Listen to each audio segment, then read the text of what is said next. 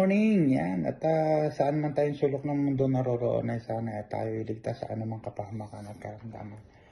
Meron lang po akong i-great at babatiin sa kanyang kaarawan. Ayan, ay walang iba kung hindi si kapatid Kabantay. Ayan. Happy birthday sa iyo, kapatid. At more birthday to come. Yan. At sana ay maging masaya ang iyong kaarawan. At ipagpatuloy mo lang ang iyong mga adhikain at yan. Sa iyong mga gustong gawin sa buhay, ipagpatuloy mo lang. At ayan, maraming salamat din sa lahat ng mga sumusuport dyan sa aking kapatid na Kabantay. Ayan. Sa iyong channel, more power. Ayan. Happy birthday again. Ayan.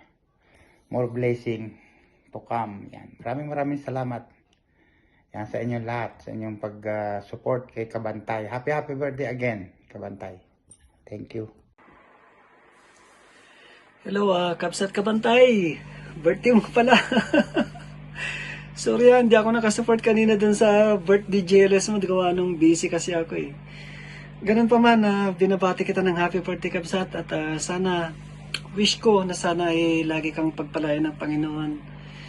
Hindi man na tayo sapat sa pangmaterial na bagay, pero sana puspusin ng Panginoon yung iyong puso na sana lagi kang maging masigla, sampu na yung iyong pamilya.